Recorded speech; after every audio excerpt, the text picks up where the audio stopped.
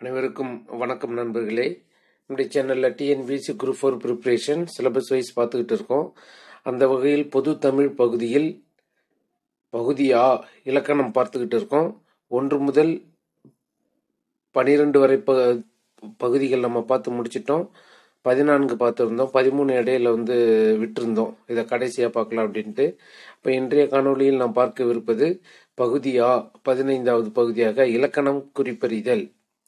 நம்முடைய பாடப்பகுதியில் அந்த இலக்கண குறிப்பறிதல் பகுதிகளில் வரக்கூடிய வாய்ப்புகள் மொத்தம் 16 இருக்கு. அது என்னென்ன அப்படின்னா,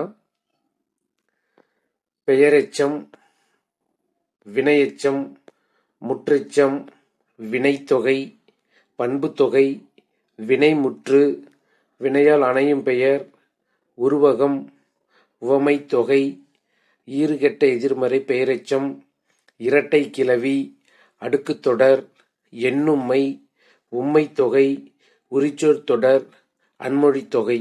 இதுதான் மொத்தமாக 16. இலக்கணம் குறிப்புன்னு கேட்டாலே இந்த 16லேருந்து தான் வந்தாகணும். வேற இதுலேருந்து வர்றதுக்கான வாய்ப்புகள் இல்லை. அப்போ இது ஒவ்வொன்றையும் நம்ம தனித்தனியாக அதனுடைய வரையறைகளை படித்துட்டு 6 முதல் 12ஆம் வகுப்பு வரை, அதாவது 6ல் 6ஆம் வகுப்பு முதலிருந்து 8ஆம் வகுப்பு வரை இலக்கண குறிப்பு இல்லை. 9ஆம் வகுப்பிலிருந்து தான் நம்முடைய பாடப்பகுதியில் இலக்கண குறிப்பு இருக்கு. அப்போ 9ஆம் வகுப்பிலிருந்து 12ஆம் வகுப்பு வரை கேட்கப்பட்ட இலக்கண குறிப்பறிதல்களை வரிசையாக பார்க்குறோம். முதலில் பெயரெச்சம். பெயரெச்சம் என்றால் என்ன? ஒரு வினை சொல்லானது பெயர் சொல்லை கொண்டு முடியுமாயின் அது பெயரெச்சம் எனப்படும். ஒரு வினை சொல்லானது பெயரை கொண்டு முடியுமாயின் அது பெயரெச்சம் எனப்படும். எடுத்துக்காட்டு: படித்த மாணவன், வந்த வாகனம், தந்த பணம், கண்ட கனவு, சென்ற நாட்கள். இது எல்லாமே பெயர். அந்த பெயர் எச்சங்கள் தந்த, கண்ட, சென்ற, வந்த, படித்த, அந்த வரக்கூடிய வார்த்தைகளை பிரிக்கிறோம். எடுத்துக்காட்டாக படித்த அப்படிங்கிறதுல தாவை எப்படி பிரிக்கலாம்னா இத்து கூட்டல் ஆ. அப்போ இறுதியாக ஆ என்று வரக்கூடிய அந்த எச்சத்தை தான் நம்ம என்னன்னு சொல்றோம்? பெயரெச்சம் அப்படின்னு சொல்றோம். மேற்கண்டவற்றுள் படித்த, வந்த, தந்த, கண்ட, சென்ற போன்றவை பெயரெச்சங்களாகும். படித்த இதன் கடைசி எழுத்து தா. இத்து என்ற எழுத்தை பிரித்தால் இத்து கூட்டல் ஆ என்று பிரியும். இப்படி வார்த்தையின் இறுதியில் ஆ என்னும் சத்தம் ஒலித்தால் அது பெயரெச்சம். பெயரெச்சத்தினுடைய வகைகள் என்னென்ன அப்படின்னு பார்க்குறோம். 1, தெரிநிலை பெயரெச்சம். அதாவது அந்த பெயரெச்சத்துக்குள்ளேயே நம்ம எப்படி கேட்கலாம், வினாக்கள் உள்ள போய் கேட்கறது. அதுதான் 1 தெரிநிலை பெயரெச்சம். 2 குறிப்பு பெயரெச்சம். 3 எதிர்மறை பெயரெச்சம். 4 ஈறுகெட்ட எதிர்மறை பெயரெச்சம். தெரிநிலை பெயரெச்சம் என்றால் என்ன? காலத்தை வெளிப்படையாக காட்டி அச்சொல் முடியாமல் நின்று பெயர் சொற்களை கொண்டு முடிந்தால் அது தெரிநிலை பெயரெச்சமாகும். காலத்தை வெளிப்படையாக காட்டி அச்சொல் முடியாமல் நின்று பெயர் சொற்களை கொண்டு முடிந்தால் அது தெரிநிலை பெயரெச்சமாகும். இது 3 காலங்களிலும் வரும். இந்த வினைச்சொல் போல இது என்ன இருக்கும்? 3 காலங்களிலும் வரும் தெரிநிலை பெயரெச்சம். எப்படின்னா, படித்த மாணவன், படிக்கின்ற மாணவன், படிக்கும் மாணவன்.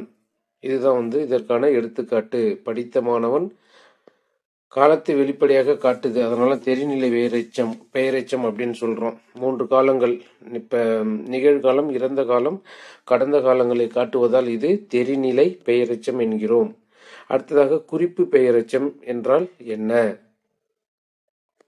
காலத்தை வெளிப்படையாக காட்டாமல், ஒரு செயலை உணர்த்தாமல், பண்பினை மட்டும் உணர்த்தி பெயர் சொல்லாக முடிந்தால் அதுவே குறிப்பு பெயரெச்சம் எனப்படுகிறது. காலத்தை காட்டாது, எதை மட்டும் உணர்த்தும் அப்படிங்கிறாங்க? பண்பினை மட்டும் உணர்த்தும். பண்பு அப்படிங்கிறது என்ன அப்படிங்கிறது பின்னாடி பார்க்குறோம். இப்போ எடுத்துக்காட்டு பார்த்தோம்னா, நல்ல பையன் அப்படிங்கிறது, கரிய உருவம், ரெண்டுமே தனித்தனி வார்த்தைகள். நல்ல பையன், கரிய உருவம். பையன் தான் அவன். அவன் எப்படிப்பட்டவன்? நல்ல பையன். இது குறிப்பு பெயரெச்சம். அடுத்ததாக எதிர்மறை பெயரெச்சம் அப்படிங்கிறது பாடும் பைங்கிளி அப்படிங்கிறது சாதாரண பெயரெச்சம். சரி, சாதாரண வாக்கியம். அதை பாடாத, கேட்காத, பேசாத அப்படின்னு சொல்லக்கூடியதுதான் எதிர்மறை பெயரெச்சம் அப்படிங்கிறோம். பாடாத பைங்கிளி, கேட்காத செவி, பேசாத பெண் அப்படிங்கிறது எதிர்மறை பெயரெச்சம். இதுலயே நான் கடைசி வகையா ஈறுகெட்ட எதிர்மறை பெயரெச்சம் அப்படின்னா என்ற ஈற்றெழுத்து கெட்டு வரும் எதிர்மறை பெயரெச்சம், ஈறுகெட்ட எதிர்மறை பெயரெச்சம். இப்ப நம்ம மேல பார்த்தது எதிர்மறை பெயரெச்சம். அதுல என்ன ஆயிடும், அந்த எதிர்மறை பெயரெச்சத்துல கடைசி எழுத்து விட்டுட்டு வர்றது, அதான் கெட்டு அப்படிங்கிறது ரிமூவ் பண்ணி எழுதக்கூடியது. பாடாத அதுல அந்த தாவை எடுத்துடணும். ஒவ்வொன்றையும் கடைசி எழுத்து கேன்சல் பண்ணிட்டோம் அப்படின்னா அதை தான் என்னன்னு சொல்றாங்க, ஈறுகெட்ட. ஈறு அப்படிங்கிறது கடைசி, கெட்ட அப்படின்னா இல்லாத, வீணாகி போன அப்படிங்கிறது.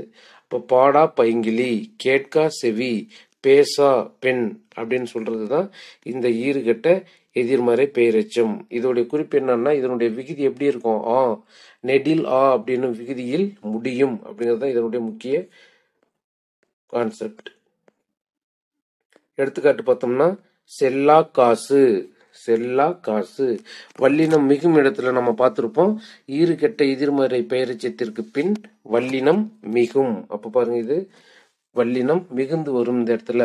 செல்லா காசு, ஓடா குதிரை என்பது இதனுடைய எடுத்துக்காட்டு. அடுத்தது மொத்தம் 16ல முதல் பெயரெச்சத்தை முடிச்சிட்டோம். அடுத்ததாக இரண்டாவதாக வினையெச்சம். தொழிலையும் காலத்தையும் உணர்த்தி வினையை கொண்டு முடியும் சொல் வினை சொல் எனப்படும். வினை சொல் முதல்ல வினையெச்சம். எடுத்துக்காட்டு, அங்க அப்படின்னு சொல்லியிருந்தோம். தா அப்படிங்கிற வார்த்தை முடிஞ்சிச்சு அப்படின்னா இத்து கூட்டல் ஆ, அப்படிங்கிறது இத்து கூட்டல் ஆ தா. இதுதான் நம்ம பெயரெச்சத்துல வரக்கூடியதை சொல்லியிருந்தோம். இப்ப நாம இங்க படிக்கக்கூடியது தூ அப்படின்னு வரும். படித்து, தொழிலையும் காலத்தையும் உணர்த்தி. அதாவது இதன் பிறகுலாம் பார்த்தோம்னா, முன்னாடிலாம் எடுத்துக்காட்டுகள் தான் அதிகமாக கேட்டுக்கிட்டு இருந்தாங்க. எப்படின்னா இது போல. இப்போ என்ன பண்ணாங்க, ஒவ்வொரு டெஃபினேஷனுடைய லைனும் கேட்க ஆரம்பிச்சிட்டாங்க. தொழிலையும் காலத்தையும் உணர்த்தி வினையை கொண்டு முடியும் சொல் எது அப்படின்னு கேட்பாங்க. முடியுவது பெயரெச்சமா வினையெச்சமா அப்படின்னு கேட்கக்கூடியவங்க. அப்ப நாம ஒவ்வொரு இலக்கண குறிப்புக்கும் சரியான வரையறைகளை படித்துக் கொள்வது அவசியம். தொழிலையும் காலத்தையும் உணர்த்தி வினையை கொண்டு முடியும் சொல் வினை சொல். எடுத்துக்காட்டு, படித்து முடித்தான், வந்து சென்றான், ஓடி மறைந்தான், பாடி முடித்தான், சென்று வந்தான். இப்ப இங்க வார்த்தைகள்லாம் பார்க்கிறோம். ஒவ்வொரு வார்த்தையும் படித்து, து அப்படிங்கிறது எப்படி பிரிக்கலாம், இத்து கூட்டல் ஊ. அப்ப இதனுடைய விகுதி ஊன்னு வரும். வந்து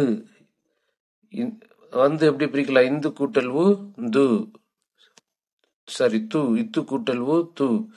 ஓடி, இட்டு கூட்டல் ஈ. அப்போ இதனுடைய விகுதிகள் என்னென்னலாம் வரணும்னா, ஈ வரும், ஊ வரும். இது ரெண்டும் தான் இதனுடைய விகுதிகள். வினையெச்ச விகுதிகள் என்னென்ன அப்படின்னா ஊ, ஈ அப்படிங்கிறது. மேற்கண்டவற்றில் படித்து, வந்து, ஓடி, பாடி, சென்று போன்றவை வினையெச்சங்கள். படித்து இதன் கடைசி எழுத்து து, இத்து கூட்டல் ஊ து என்று பிரியும். பாடி, ஆடி, ஓடி என்ற வார்த்தைகளை உச்சரித்து பாருங்கள். இவ்வார்த்தைகள் ஈ சத்தத்தில் முடியும். பாடி இதன் கடைசி எழுத்து டி, டி என்று எழுத்தை பிரித்தால் இட்டு கூட்டல் ஈ டி என்று பிரியும்.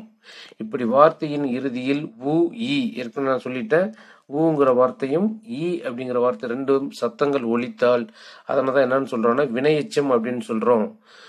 பொதுவாக வினையெச்ச வகைகளை 2 வகைகளாக பிரிக்கலாம். ஒன்று தெரிநிலை வினையெச்சம், மற்றொன்று குறிப்பு வினையெச்சம்.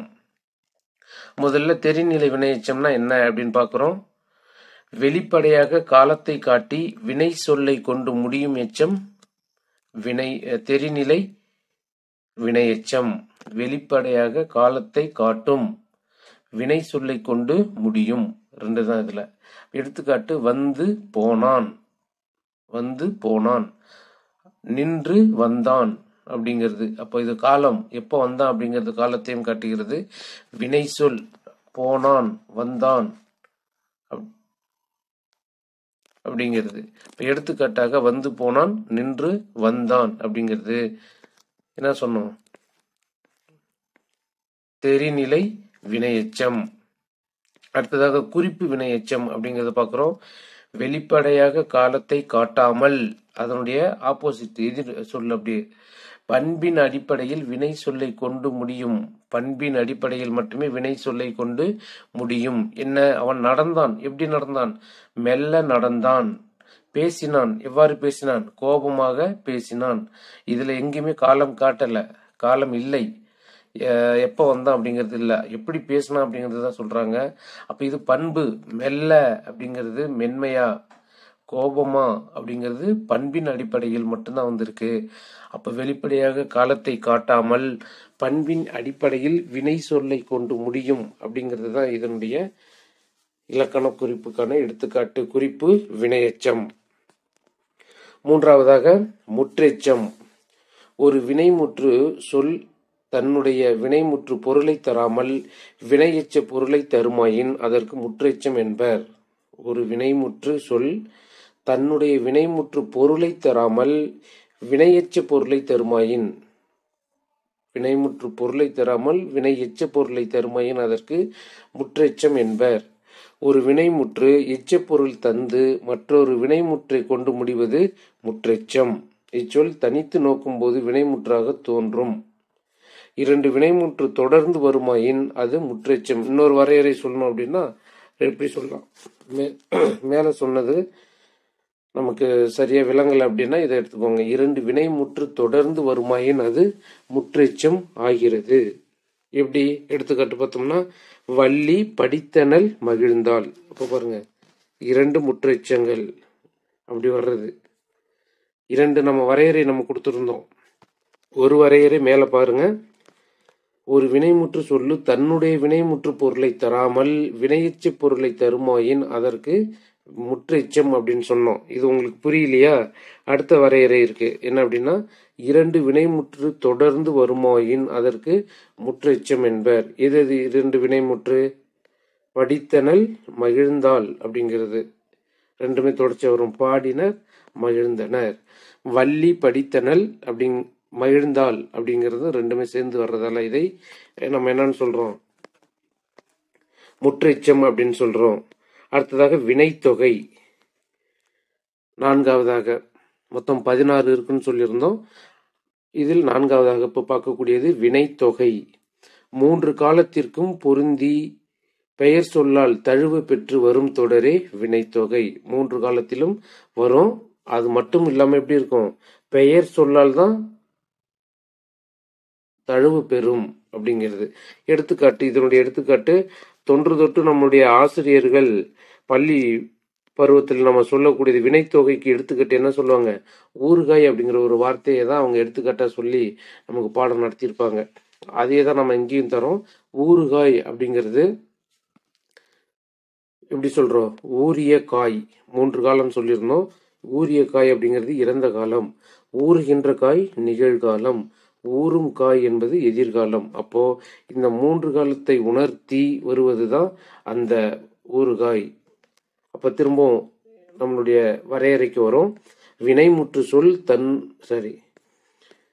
வினைத்தொகை மூன்று காலத்திற்கும் பொருந்தி பெயர் சொல்லால் தழுவ பெற்று. பெயர் சொல் அப்படிங்கிறது பாருங்க, காய் அப்படிங்கிறது நம்முடைய எடுத்துக்காட்டுல இதுல பெயர் சொல்லால் தழுவ பெறும் மூன்று காலம். இதுதான் மூன்று காலம். இது என்ன? காய் அப்படிங்கிறது என்ன? பெயர் சொல். அப்ப மூன்று காலத்தை உணர்த்தி பெயர் சொற்களால் தழுவப்பட்டு வருவது வினைத்தொகை. அப்ப ஊறுகாய்க்கு பார்த்தோம். இரண்டாவதாக பார்க்கக்கூடியது படர்கொடி. இதையும் இதை போல பிரிக்கலாம்.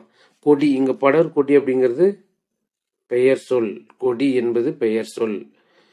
படர்ந்த கொடி, படர்கின்ற கொடி, படரும் கொடி. இவை படர்ந்த இறந்த காலம், படர்கின்ற நிகழ்காலம், படரும் எதிர்காலம். மூன்றாவதாக சுடுசோறு. சுட்ட சோறு, சுடுகின்ற சோறு, சுடும் சோறு. இங்கு சோறு என்பது பெயர் சொல்லை குறிக்கக்கூடியது. குடிநீர், குடித்த நீர், குடிக்கின்ற நீர், குடிக்கும் நீர். நீர் என்பது பெயர் சொல்லை குறிக்கக்கூடியது. அப்ப இவைகள் தான் வினைத்தொகைக்கான எடுத்துக்காட்டு. அடுத்தது 5வதாக பண்புத்தொகை. ஒரு சொல்லானது பொருளின் பண்பையும் குணத்தையும் உணர்த்தி வந்தால் அது பண்புத்தொகையாகும். ஒரு சொல்லானது பொருளின் பண்பையும் குணத்தையும் உணர்த்தி வந்தால் அது பண்புத்தொகை. பண்பு, குணம், இதுதான் பொதுவா நம்ம பார்க்கக்கூடியது. எடுத்துக்காட்டு, செந்தாமரை என்ற வார்த்தையை பிரித்தால் செம்மை கூட்டல் தாமரை அப்படின்னு பிரிப்போம். இதுல மை விகுதி நமக்கு தெரியும். ஒரு வார்த்தை சரியாக பிரித்தால்தான் மை விகுதியை கண்டறிய முடியும். நிறத்தை குறிக்கும் சொற்கள், இது எதெல்லாம் எப்படி பிரிக்கணும் அப்படின்னு பார்க்குறோம். இதுல பண்பு தொகையில நிறத்தை குறிக்கும் சொற்கள், நிறம், குணம் அப்படின்னு சொன்னோம்ல பார்த்த முன்னாடி. இப்போ நிறத்தை குறிக்கும் சொற்கள் என்ன அப்படின்னா பசுமை, நீலம், வெண்மை. குணத்தை குறிக்கும் சொற்கள் நன்மை, தீமை, கொடுமை, பொறாமை அப்படிங்கிறது குணத்தை குறிக்கக்கூடியது. சுவையை குறிக்கும் சொற்கள் காரம், புளிப்பு, கசப்பு. வடிவத்தை குறிப்பவை சதுரம், வட்டம், நாற்கரம். அப்ப இதன் அடிப்படையில் பிரித்தோம் அப்படின்னா அதற்கு வரக்கூடியதை தான் நம்ம என்னன்னு சொல்றோம், பண்பு தொகை அப்படின்னு சொல்றோம். பெரும்பாலான வார்த்தைகளில் மை விகுதி வரும். அதை தான் நம்ம 90% வார்த்தைகளுக்கு நம்ம அதை வச்சு நம்ம என்ன பண்ணலாம், இது பண்பு தொகை அப்படிங்கிறத ஒரு முடிவுக்கு வருவோம். இதன் வகையிலே ஒன்று பார்க்குறோம், இரு பெயரட்டு பண்பு தொகை. பண்பு தொகையில் உள்ள ஒரு உள்வகை தான் என்னது, இரு பெயரட்டு பண்பு தொகை. என்ன அப்படின்னா சிறப்பு பெயர்கள் முன்னும் பொது பெயர்கள் பின்னும் நின்று இடையில் ஆகிய என்னும் உருவு மறைந்து வருவதுதான் இரு பெயரட்டு பண்பு தொகை அப்படின்னு சொல்றோம். இதுல என்ன சிறப்பு பெயர் என்ன, பொது பெயர் என்ன அப்படின்னு பார்க்கும்பொழுது, எடுத்துக்காட்டுல சாரை பாம்பு. பாம்பு அப்படிங்கிறது பொது பெயர், சாரை என்பது சிறப்பு பெயர். அந்த வகை பாம்புகளுக்கு உள்ள அது சிறப்பு பெயர் தான் அந்த சாரை. பாம்பு அப்படிங்கிறது பொது பெயர். அப்போ சாரை ஆகிய பாம்பு. அடுத்ததாக நாகப்பாம்பு. பாம்பு பொது பெயர்னு சொல்லியிருந்தோம். நாகம் அப்படிங்கிறது சிறப்பு பெயர், நாகமாகிய பாம்பு. இந்திய நாடு. நாடு அப்படிங்கிறது பொது பெயர், இந்தியா அப்படிங்கிறது சிறப்பு பெயர். இந்திய நாடு அப்படிங்கிறது. தமிழ்நாடு. மாமரம், குமரி பெண், வாழை மரம், தாமரை பூ, பொருட்செல்வம், கடல் நீர், தைத்திங்கள், அவி உணவு, அரவணை, செருக்களம். செருக்களம் அப்படிங்கிறது போர்க்களம். செருன்னா போர், செருக்களம். இது எல்லாமே இரு பெயரட்டு பண்பு தொகையை குறிக்கும் சொற்களாகும். அடுத்தது 6வதாக வினை முற்று. முன்னாடி வினை எச்சம் பார்த்திருப்போம், இப்ப வினை முற்று. முற்று பெறுவது. முற்று அப்படின்னா கம்ப்ளீட்டட் சென்டென்ஸ். வினை சொல் முற்று பெற்று வருவது. முடிவு பெற்ற வினை சொல்லே வினை முற்று. எடுத்துக்காட்டு படித்தான். ஆண்பாலா இருந்தா படித்தான், பெண்பாலா இருந்தா படித்தால். ப்ளூரல் அதாவது ஒன்றன் பால் அப்படிங்கும்போது அதுக்கு தகுந்தது போல வரும். இப்போ படித்தான் என்றாலே ஒருவன் படித்து முடித்து விட்டான் என்று பொருள். படித்தான் அப்படின்னா நான் படிச்சு முடிச்சுட்டான் அப்படிங்கிறது தான் அதனுடைய ஃபுல் மீனிங். இப்படி ஒரு வினைமுற்று பெற்றால் அது வினைமுற்று எனப்படும். படித்தான் என்பதில் படித்த என்பது பெயரெச்சம், படித்து என்பது வினையெச்சம். இப்போ ஒரே சொல்லுல நம்ம பெயரெச்சத்தையும் எழுத முடியும், வினையெச்சத்தையும் எழுத முடியும். படித்தான் அப்படிங்கிற ஒரு வார்த்தையை எடுத்துக்கிறோம். இதில் படித்த என்பது என்னன்னு சொல்றோம், பெயரெச்சம். படித்து என்பது வினையெச்சம். ஏற்கனவே நம்ம பார்த்தோம் பெயரெச்சம் வினையெச்சத்துல அப்படின்னு முடியக்கூடிய வார்த்தைகள் பெயரெச்சத்தை குறிக்கக்கூடியது. படித்து அப்படிங்கிறது உ மற்றும் ஈ, அதனுடைய விகுதி எழுத்து உ ஈ அப்படின்னு முடிஞ்சிச்சுன்னா அதை வினையெச்சம் அப்படின்னு சொல்லியிருந்தோம். அப்போ பெயரெச்சமும் வினையெச்சமும் முடிவை தராது. அது எச்சம் அப்படிங்கிறது என்ன, இன்கம்ப்ளீட், ஆனா முடிவை தராது. ஆனா இது என்னன்னு சொல்றோம், இந்த இது படித்தான் என்பது அதாவது வினை முற்று. இது ஒரு கம்ப்ளீட்டட் சென்டென்ஸ். படித்தான் என்ற வார்த்தை முடிவை பெற்றிருக்கிறது. எனவே இதை வினைமுற்று அப்படின்னு சொல்றோம். இதனுடைய வகைகள் என்னென்ன அப்படின்னு பார்த்தோம் அப்படின்னா, தெரிநிலை வினைமுற்று, குறிப்பு வினைமுற்று, ஏவல் வினைமுற்று, வியங்கோல் வினைமுற்று, உடன்பாட்டு வினைமுற்று, எதிர்மறை வினைமுற்று அப்படின்னு பிரிக்கிறாங்க. வினைமுற்றினுடைய வகைகள் தெரிநிலை, குறிப்பு, ஏவல், வியங்கோல், உடன்பாடு, எதிர்மறை அப்படிங்கிறது. முதலில் தெரிநிலையை பற்றி பார்க்கிறோம். ஒரு வினைமுற்றானது செய்பவன், கருவி, நிலம், செயல், காலம், செய்யப்படும் பொருள் ஆகிய ஆறினையும் வெளிப்படையாக உணர்த்தி வரும்.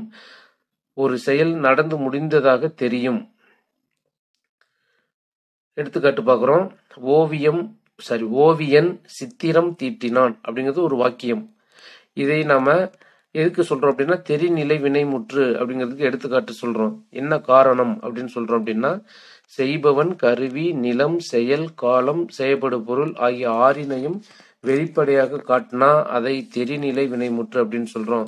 சரி, அது இந்த வாக்கியத்தில் அந்த ஆறும் என்னென்ன அப்படிங்கறத பாக்குறோம். செய்பவன் யாரு அப்படின்னா ஓவியன். ஓவியன் யாரு? படத்தை வரைபவன், சித்திரத்தை தீட்டுபவன் பேர் தான் ஓவியன் சொல்றோம். கருவி அப்படிங்கிறது வர்ணம், கலரை வைத்து அந்த கலரை பயன்படுத்தி தான், அதுதான் அவனுக்கு கருவி. அதை வைத்து தான் அவன் அந்த சித்திரத்தை தீட்டினான். நிலம் அப்படிங்கிறது சுவர், எங்கு அவன் வண்ணம் அடித்தான், படம் வரைந்தான் அப்படிங்கிறது முக்கியமானது. இங்கு நமக்கு வெளிப்படையாக எங்கு தீட்டினான் அப்படிங்கிறது சொல்லாட்டி விட்டாலும் கண்டிப்பாக அவன் எங்கதான் வரைஞ்சாகணும். ஒண்ணு சுவற்றில் வரைஞ்சிருக்கணும், இல்ல தாளில் பேப்பரில் வரைஞ்சிருக்கணும், இல்ல தரையில் வரைஞ்சிருக்கணும்.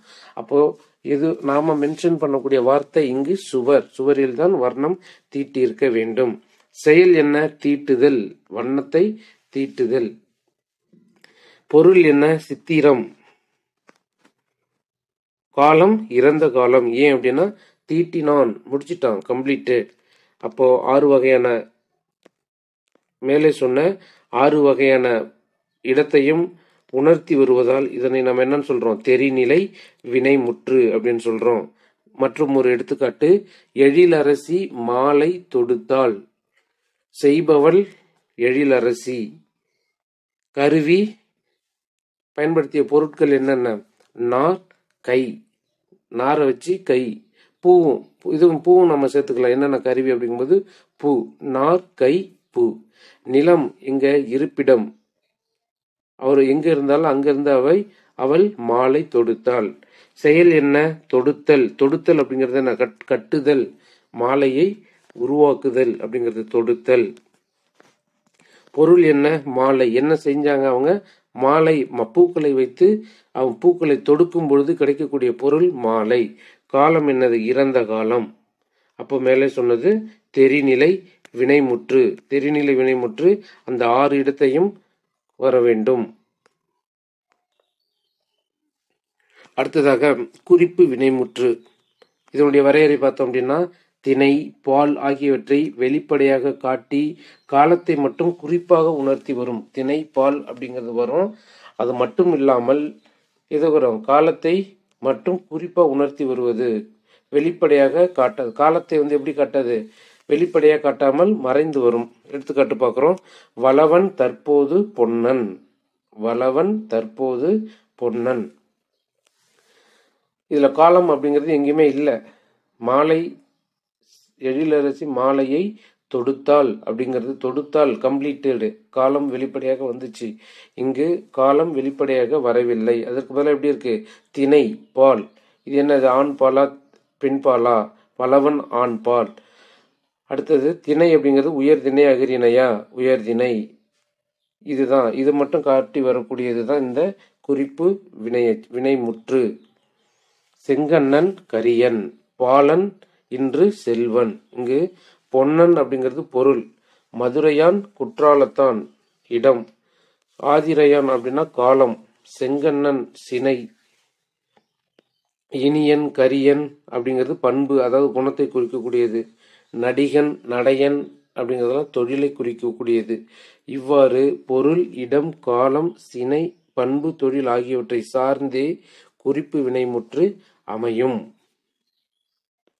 அடுத்ததாக ஏவல் வினைமுற்று. முன்னிலையில் ஒருவனை அல்லது ஒருத்தியை அல்லது ஒன்றினை ஆணையிட்டு ஏவும் வினையையே நாம ஏவல் வினைமுற்று அப்படின்னு சொல்றோம். நம்மளுடைய முன்னாடி இருக்கக்கூடியவங்களை நம்ம செய்யக்கூடிய செயல், எதிர்காலத்தை சுற்றி வரும் செயலை சொல்வது. இது எதிர்காலத்தை காட்டி வரும். எதிர்காலத்தை காட்டி வரும், மற்ற காலத்தை காட்டாது. ஏவல் வினைமுற்றானது எந்த காலத்தை காட்டும்? எதிர்காலத்தை காட்டும். ஒருமை பன்மையை உணர்த்தும். ஏவல் ஒருமை வினைமுற்று அப்படிங்கிறது எடுத்துக்காட்டு பார்க்கணும்னா, நீ நட, நீ செய், நீ போ.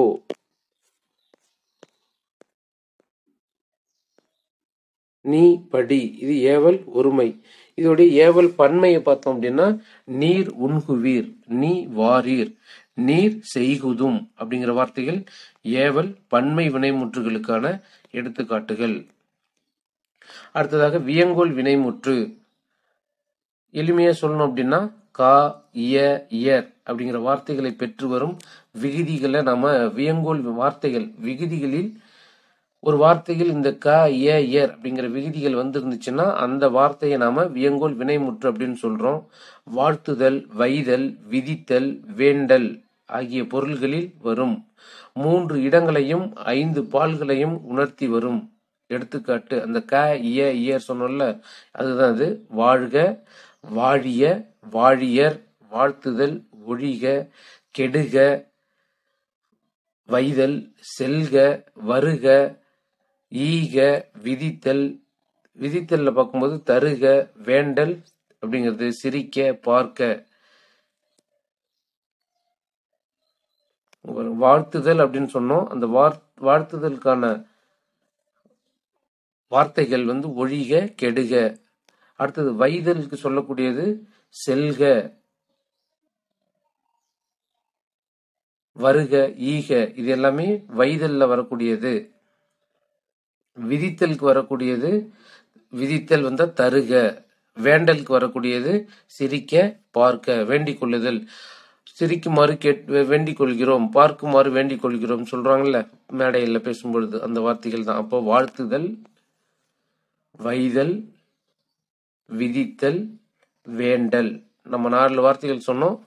மேல பார்த்து இருந்தபோது இங்க இருக்கக்கூடிய பாருங்க, வாழ்த்துதல், வைதல், விதித்தல், வேண்டல் ஆகிய பொருள்களில் வரக்கூடியதுதான் இந்த வியங்கோல் வினைமுற்று.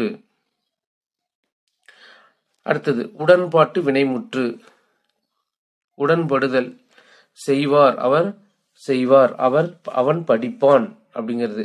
வாழ்வார், துறப்பார், இது உடன்பாடு. இதற்கு ஆப்போசிட்டா சொல்லக்கூடியது எதிர்மறை. செய்யார், வாழாதவர், துறவார். ஒவ்வொன்றுக்கும் அப்படியே நேரடியாகவே நம்ம வார்த்தைகள் கொடுத்திருப்போம்.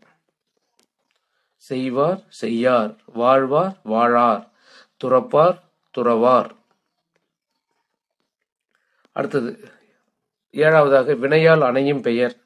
ஒரு வினைமுற்று சொல் தன் வினைமுற்று பொருளை காட்டாமல் வினை செய்தவனையே அல்லது பொருளையே வினை செய்தவனையோ அல்லது பொருளையோ குறிக்கும் பெயர் சொல்லாக வருவதையே வினையால் அணையும் பெயர் அப்படின்னு சொல்றோம். எடுத்துக்காட்டு, படித்தவன், கண்டவர், சென்றனன் அப்படிங்கிற வார்த்தையை பார்க்கிறோம். இதில் அவர், அவன் பாருங்க, படித்தவன், கண்டவர், அவர் அப்படிங்கிறது. அவன், இது படித்தவன் அப்படிங்கிறது. அனன், அவர், அவன், அனன் போன்றவற்றில் முடிகிறதோ அதுவே நம்ம என்னன்னு சொல்றோம்? வினையால் அணையும் பெயர் அப்படின்னு சொல்றோம். இதுல நிறைய நமக்கு பின்னாடி எடுத்துக்காட்டுகள் இருக்கு, பார்க்கலாம். அடுத்ததாக உவமை தொகை. பொருளுக்கும் உவமைக்கும் இடையே போன்ற, போல, அன்ன, இன்ன, நிகர போன்ற உவம உருபுகள் மறைந்து வருமாயின் அவை உவமை தொகை எனப்படும். பொருளுக்கு இடையில் என்ன அப்படின்னா, கனி போன்ற வாய், பழம், கனி அப்படின்னா பழம், மலர் போன்ற அடி அப்படிங்கிறது. கனிவாய் என்ற சொல்லிற்கு பொருள் கனி போன்ற வாய் என்பதாகும். அப்படியானால் போன்ற அப்படிங்கிற உறுப்பு இங்கு மறைந்து வந்திருக்கு. நம்ம ஏற்கனவே சொன்னது பார்த்துங்க, என்னென்ன வார்த்தைகள் வரும் அப்படின்னு.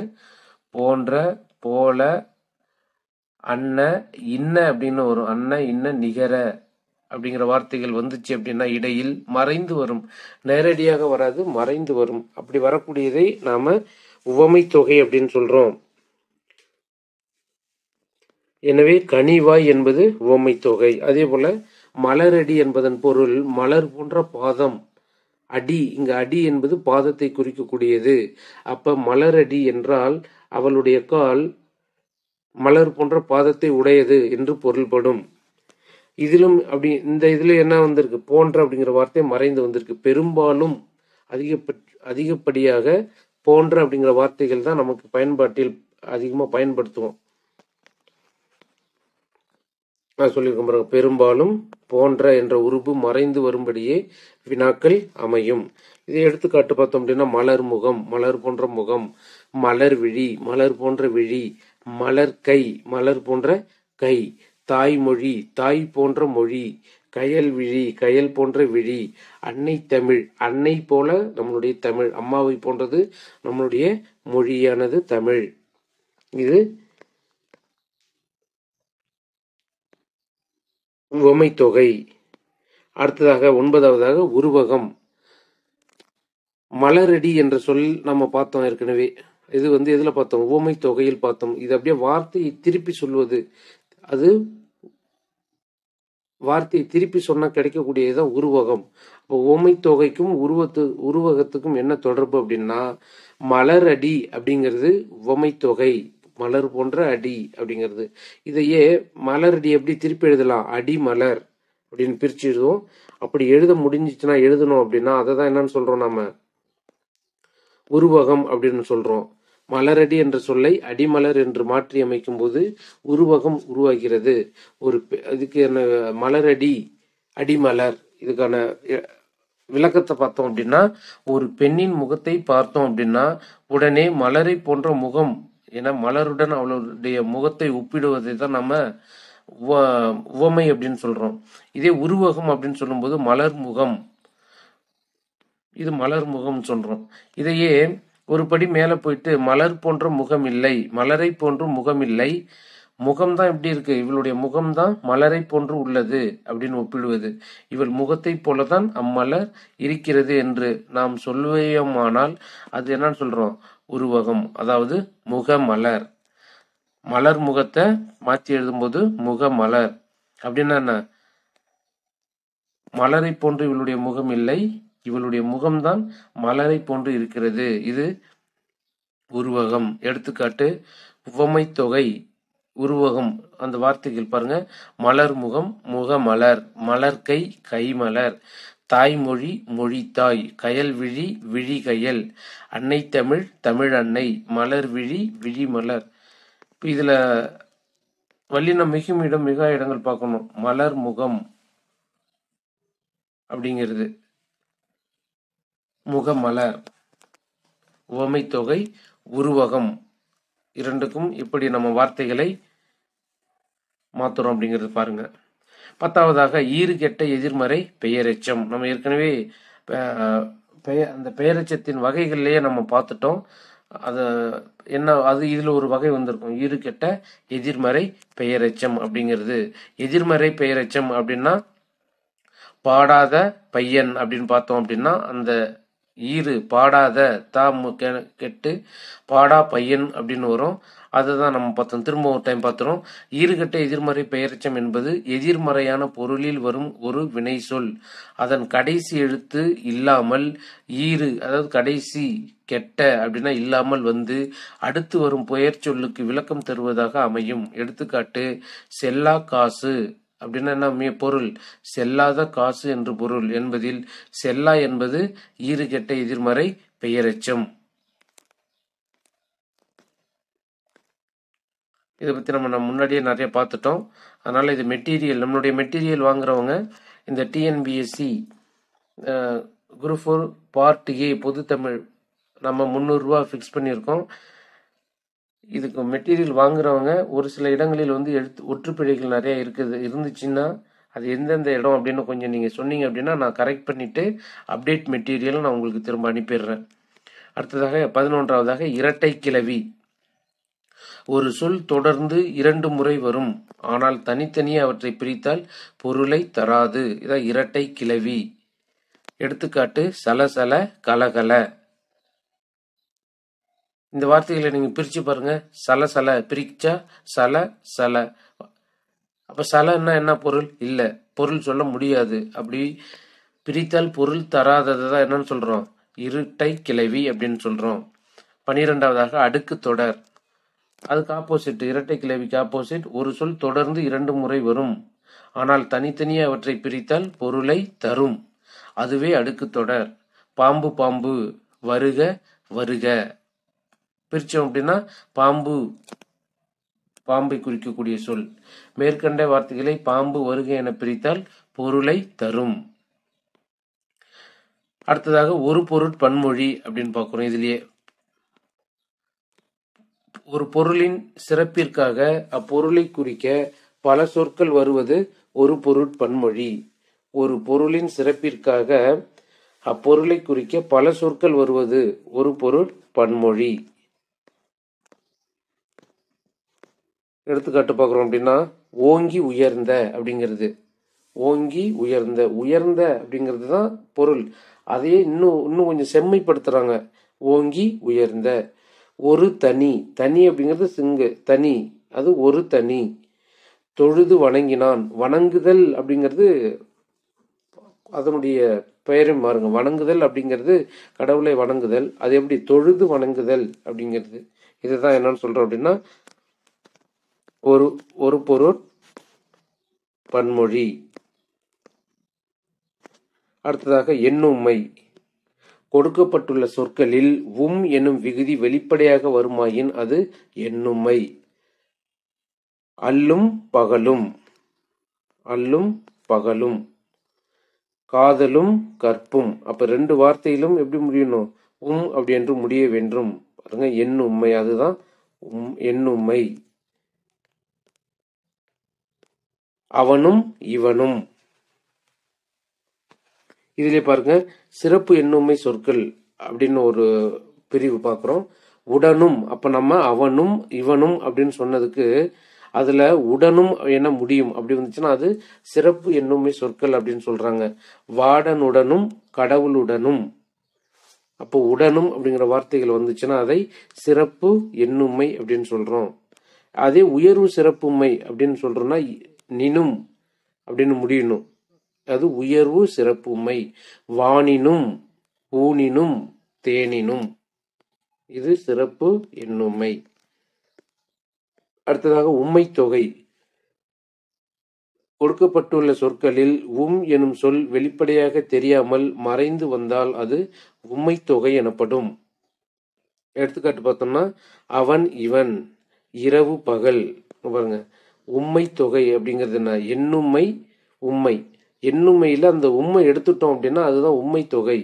அவன் இவன், அவனும் இவனும் நம்ம சொன்னோம்ல, அப்ப அதுல உம்மை எடுத்துடுறோம், அவன் இவன். இரவும் பகலும், உம்மை எடுத்துருங்க, இரவு பகல். இப்ப ரா பகல் அப்படிங்கிற வார்த்தையை பாருங்க, இதுல எனும் சொல் வெளிப்படையாக வந்தால் அது எண்ணும்மை. முன்னாடி சொன்னது போல இரவும் பகலும்.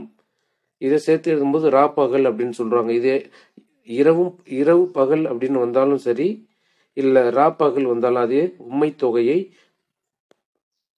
குறிக்கக்கூடியது. 15வதாக உரிச்சொல் தொடர். ஒன்றை பெரிதுபடுத்தி காட்டுவது உரிச்சொல் தொடர். சிறப்புப்படுத்தி காட்டுவது இல்ல, ஒரு பொருளை பெரிதுபடுத்தி காட்டுவது. எடுத்துக்காட்டு, மாநகரம், அதாவது பெரிய நகரம் என்று சொல்வதற்கு பதிலாக மாநகரம் அப்படின்னு நம்ம சொல்றோம். இதுதான் நம்ம என்னன்னு சொல்றோம்னா உரிச்சொல் தொடர் அப்படின்னு சொல்றோம். இது உரிச்சொல் தொடர் ஒரு சில வார்த்தைகள் கொடுத்துருக்குறாங்க. அந்த உரிச்சொல் தொடர் இந்த வார்த்தைகள்ல தான் வரும். அப்படி வந்துச்சுன்னாவே நம்ம என்ன பண்ணிடலாம்? உரிச்சொல் தொடர் அப்படின்னு எடுத்துடலாம். என்னென்ன வார்த்தைகள்? சால, உரு, தவ, நனி, கூர், கழி, கடி, மா, தட அப்படிங்கிற வார்த்தைகள்ல இது எல்லாமே ஒரே ஒரு பொருளை தரக்கூடியதுதான். என்னது? பெரிய அப்படின்னு பொருளை தரக்கூடியதுதான். நம்ம பார்த்தது 9 வார்த்தைகள் பார்த்திருக்கோம். இந்த 9 வார்த்தைகளும் என்ன? பெரிய அப்படின்னு பொருளை தரக்கூடியது. எனவே கேட்கப்படும் உரிச்சொற் தொடர் இவற்றில் ஏதாவது ஒன்றில்தான் ஆரம்பிக்கும். தடக்கை அப்படின்னு பார்த்தோம் அப்படின்னா அந்த 9ல இருந்து தான் வந்தாகணும். தட, தவப்பயன், உரு, படை அப்படிங்கிறது. அப்போ உரிச்சொல் தொடரில் உள்ள முக்கிய வார்த்தைகள் இல்ல, மெயின் வார்த்தைகள் அவ்வளவுதான். இதுதான் 9ல இருந்து தான் கேட்டாகணும். கடைசியாக அன்மொழி தொகை. வேற்றுமை தொகை, வினைத்தொகை, பண்பு தொகை, உவமை தொகை, உம்மை தொகை ஆகிய 5 தொகைகளும் தொடருக்கு புறத்தே அமையாமல் மறைந்திருந்து பொருள் தருமாயின் அதை அன்மொழி தொகை அப்படின்னு சொல்றோம். என்னன்னா வேற்றுமை தொகை. வேற்றுமை தொகை அப்படிங்கிறது தனி நம்மளுடைய ஸ்கூல் டெக்ஸ்ட் புக்கோடைய மெட்டீரியலை நம்ம தனி பிளேலிஸ்ட் கிரியேட் பண்ணி வச்சிருக்கோம். 6 முதல் 12ஆம் வகுப்பு வரை உள்ள தமிழ் பாட புத்தகத்துடைய குறிப்புகளை காணொலியா தொகுத்து தனியா வச்சிருக்கோம். இப்போ இது டிஎன்பிஎஸ்சி படிக்கும்பொழுது அதையும் நீங்க சைடு பை சைடா பாருங்க. அதுக்கு நம்ம ஒரு பேஜுக்கு ₹2 அப்படின்னு ஃபிக்ஸ் பண்ணி வச்சிருக்கோம். 6 முதல் 12ஆம் வகுப்பு வரை பாட குறிப்புகள் தேவைப்பட்டாலும் அதையும் நம்மளுடைய வாட்ஸ்அப் நம்பருக்கு நீங்க மெசேஜ் அனுப்புனீங்க அப்படின்னா உங்களுக்கு வாட்ஸ்அப்ல சென்ட் பண்ணி வைக்கிறோம். வேற்றுமை தொகை, வினைத்தொகை, பண்பு தொகை, உவமை தொகை, உம்மை தொகை ஆகிய 5 தொகைகளும் தொடருக்கு புறத்தே அமையாமல் மறைந்திருந்து பொருள் தருமாயின் அது அன்மொழி தொகை. எடுத்துக்காட்டு பார்த்தா தெரியும். பொற்றொடி வந்தாள் அப்படின்னா என்ன? பொன்னால் செய்யப்பட்ட வளையல் அப்படின்னு. பூங்குழலி வந்தாள், பூங்குழலி வந்தாள். இன்மொழி சொன்னான், சுடுகதிர் எழுந்தான். இதைதான் நம்ம என்ன சொல்றோம்? அன்மொழி தொகைகள். இது இல்லாம நம்ம இந்த வேற்றுமை தொகைன்னு அப்படின்னு இப்ப சொன்னல, அதையும் நாம என்னன்னு பார்த்துருவோம். 2 சொற்களுக்கு இடையே 6 வேற்றுமை உறுப்புகள், மொத்தம் 8 வேற்றுமை உறுப்புகள் இருக்கு. முதல் வேற்றுமைக்கும் 8வது வேற்றுமைக்கும் உறுப்பு இல்லை. அதனால மீதமுள்ள வேற்றுமை உறுப்புகள் ஐ, ஆல், கு, இன், அது, கண் அப்படிங்கிற 6 வேற்றுமை உறுப்புகளும் மறைந்து வருவதுதான் வேற்றுமை தொகை அப்படின்னு சொல்றோம். ஐ 2ஆம் வேற்றுமை தொகைக்கான எடுத்துக்காட்டு. பொருள் செய்து அப்படின்னா என்ன? பொருளை செய்து ஐ வந்திருக்கும். சினங்காக்க அப்படின்னா என்ன? சினத்தை காக்க. 3ஆம் வேற்றுமை உறுப்பு ஆள் அப்படின்னா என்ன? தலை வணங்கினான். எதால் வணங்கினான்? தலையால் வணங்கினான். கை தொழுது, கையால் தொழுது. இது 3ஆம் வேற்றுமை தொகை. 4ஆம் வேற்றுமை தொகைக்கான எடுத்துக்காட்டு தந்தை மகன் அப்படின்னா என்ன? தந்தைக்கு மகன், தந்தைக்கு மகன். அது கு. 4ஆம் வேற்றுமை தொகை. நோய் மருந்து, எதற்கு மருந்து? நோய்க்கு மருந்து. 5ஆம் வேற்றுமை தொகை இன். மலை வீழ் அருவி, மலையின் வீழ் அருவி, மலையின் மீது விழும் அருவி. அதான் மலையின் வீழ் அருவி அப்படின்னு சொல்றோம். 6ஆம் வேற்றுமை தொகை அது. தமிழ் பண்பு அப்படின்னா தமிழரது பண்பு. மலர் நீட்டம், மலரது நீட்டம். அடுத்தது கண், கடைசி 7ஆம் வேற்றுமை தொகை அறை இருந்தான். அப்படின்னா அறையில் இருந்தான் அப்படிங்கிறத விட அறையின் கண் இருந்தான், அறையின் கண், அறையின் உள்ளே இருந்தான். இது வேற்றுமை தொகைகள். அடுத்ததாக வேற்றுமை உருபும் பயனும் உடன் தொக்க தொகை. இதுவுமே நம்ம இலக்கண குறிப்பில் அந்த 16 உட்பிரிவுகள் தான் இது எல்லாமே. வேற்றுமை உருபும் பயனும் உடன் தொக்க தொகை. வேற்றுமை உருபோடு வேறு ஒரு சொல் மறைந்து வருவது வேற்றுமை உருபும் பயனும் உடன் தொக்க தொகை எனப்படும். வளநகர் அப்படின்னா என்ன? வளத்தை உடைய நகர். இதே இந்த லா போட்டோம்னா என்ன நகர் வரும்? வளநகர் அப்படின்னா வலதுபுறம் உள்ள நகர் அப்படின்னு சொல்றோம். வளநகர், வலது நகர். இங்க சொல்லக்கூடிய வளநகர் அப்படிங்கிறது வளத்தை உடைய நகர். வளநகர் அப்படிங்கிற ஒரு வார்த்தை வந்துச்சுன்னா அது எது வரும்? வேற்றுமை உருபும் பயனும் உடன் தொக்க தொகை. அதுதான் அதற்கான சரியான இலக்கண குறிப்பு. மட்களம் அப்படின்னா என்ன? மண்களம், மண்களம். நகரம் டகரமாக திரிந்து வரும் மட்களம் அப்படின்னா மண்ணால் ஆகிய களம். குடை கம்பி, குடைக்கு உரிய கம்பி. அடுப்பு புகை, அடுப்பினின்று எழும் புகை. என் திறமை, எனது திறமை. அவன் தாள், அவனது தாள். வான் இரவி, வான்கண் இரவி. அப்போ நாம இதுதான் இலக்கண குறிப்பு. இதை தாண்டி நம்மளுடைய டெஃபினேஷன் எங்கேயுமே இல்லை. இலக்கண குறிப்பு கேட்கக்கூடிய 16 மொத்தமாக 16 பகுதிகளையும் பார்த்துட்டோம். அடுத்த காணொளியில் நாம் பார்க்க இருக்கிறது நம்மளுடைய பாடப்புத்தகம் 9 முதல் 12ஆம் வகுப்பு வரை உள்ள பாட புத்தகத்தில் கேட்கப்பட்ட ஒவ்வொரு சொல்லும் எந்த வகையான இலக்கண குறிப்பின் அடிப்படையில் அமைந்துள்ளது அப்படிங்கறத நம்ம அடுத்த காணொளியில் சந்திப்போம். நன்றி, வணக்கம்.